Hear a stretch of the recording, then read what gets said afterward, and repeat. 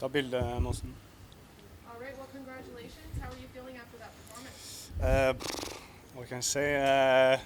It was important to take the win, but when I did see Joshua got the fast finish or Monte got injured, I knew that if I don't finish in the first minute, probably will have the number one spot. So I tried everything I could to have the finish in the first round, but I couldn't make it. I tried in the second round, and the third round I just needed to. Yeah, the only chance Sam could beat me is to swing with me, and I felt like I had a very crisp jab, and stayed behind it. So yeah. Was that kind of the fight that you expected going into it, or were you a little bit surprised by it? I'm surprised every time I fight. You have us imagine how the fight will go, and it's not every time it happened like you want. But the most important thing was to bring two checks home and to make it to the playoffs. And you mentioned knowing that you weren't going to get the number one seed just based off the performance. Did that matter to you, that the actual being like, hey, I'm number one, or is it more about who you might be matched with, or does that really not matter? It really doesn't matter, but yeah, Impa is a strong opponent, stronger than Thai. What I say, but yeah, I can see myself in the final this year against Joshua. So we are just 8 to 9 weeks from Texas. So yeah. And my last question, I know it's only been a few minutes, so you may not have had a chance to think about it, but what sort of fight do you expect from Impa? From Impa, Yes. Impa have strong hands, but Sam Key also have strong hands. I think Impa also see that I have good movements on my feet, hard to hit. So I don't really know what he's thinking, but he should expect a lot of wrestling from me. Thank you. Right here, am I right? You mentioned your jab throughout the fight, and I think we saw that too, kind of showing as primary setup and the main way that you made your entries. How important is the jab for you? The jab, it was winning the whole fight. I did hit him with the high kick and a cross, I believe, and I really tried to get the renegade choke in the first round.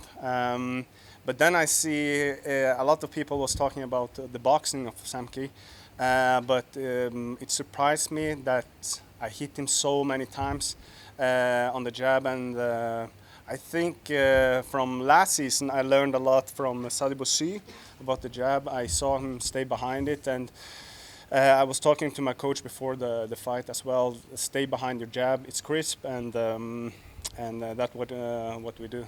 And I know you mentioned this a little bit, but can you elaborate on how much of your game plan is built around that jab and that forward setup?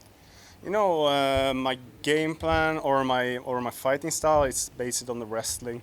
A lot of the wrestling, a lot of the power, but.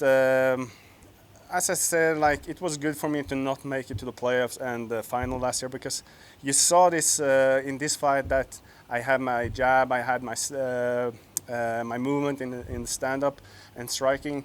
I think I got hit like 2 times in 50 minutes against a very hard bomber. Last question, how much do you see yourself changing from a wrestling-based style to a striking style now that you know you have like, the capability to use it to its maximum?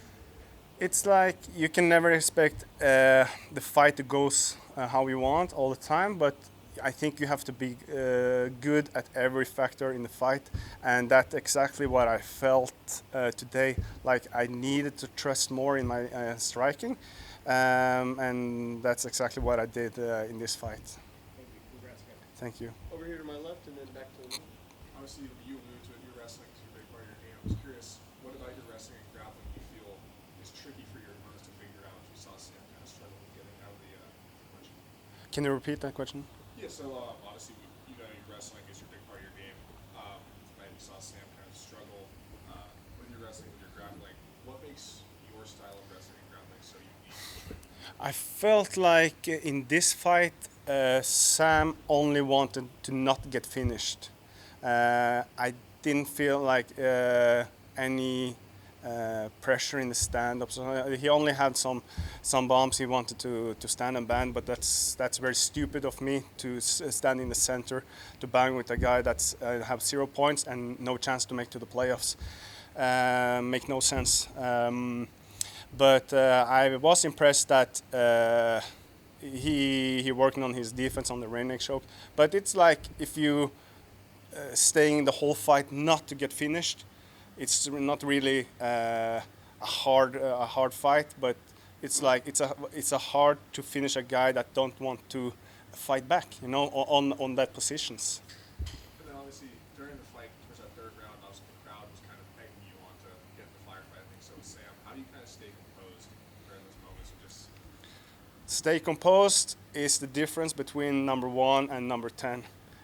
You can't of course we want to entertain the fans, but I heard them very well, but I also heard my coaches very clear. Stay composed, stay behind the jab, and I felt the time worked for me. It was like, oh, only 1 minute left, only 20 seconds left. Yeah, we get this fight, and we can go home and prepare.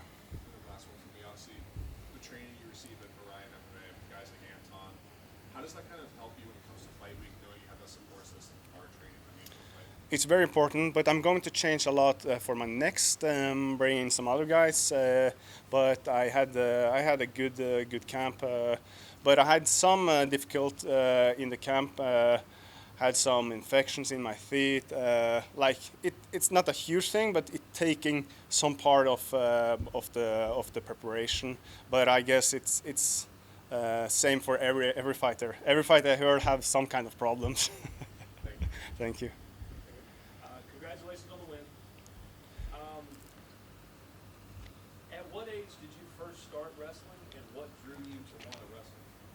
I started wrestling when I was 5 years old, just because my father took me to the training, and I kind of stayed in it, and I really loved wrestling until I was maybe 20 years old, and I started to feel a little bit fed up about it because my life was only wrestling. Competed every weekend. All I did was talking about wrestling. So when I was actually had in my mind to quit wrestling in my junior years, but then I won the bronze medal at the World Championship, so that kind of make a run to the Olympics. And no matter who your opponent is, you obviously know who it's going to be. Do you think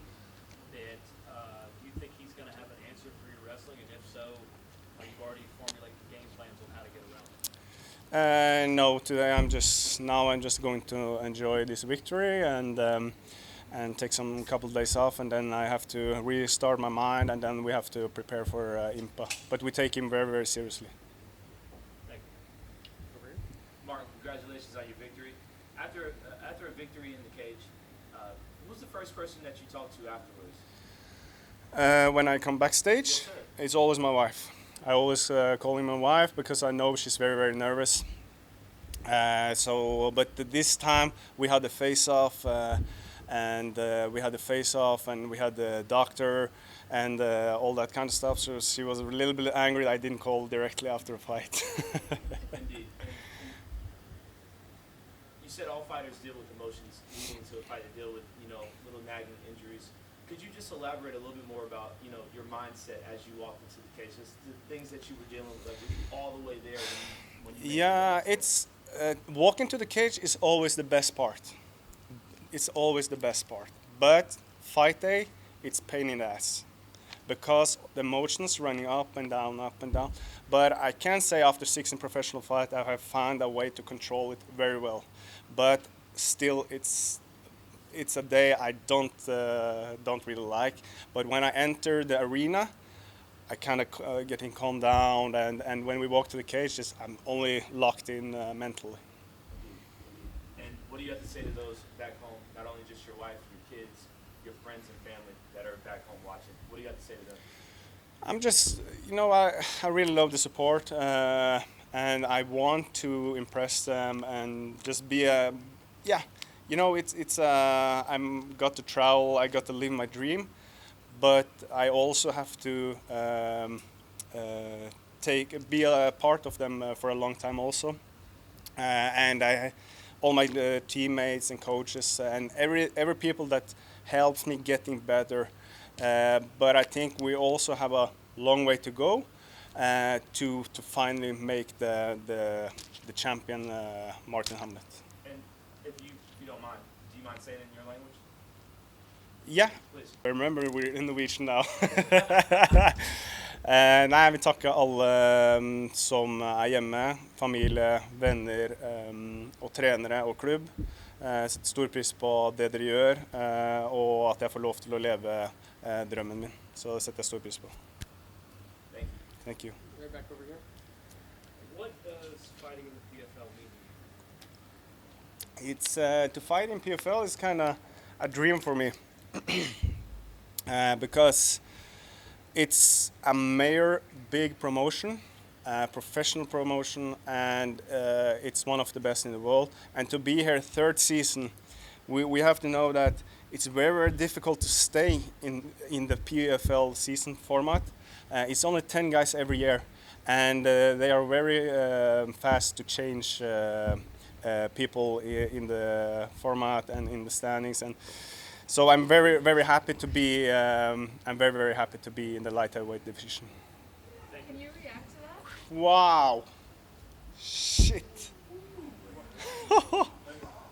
But I did see him I was in the same locker room as him.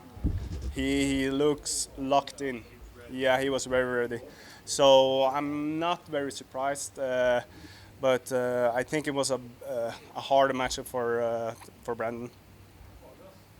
Thank you. Thank you. Anybody else? So much. All good? Thanks, Marthin. Thank you.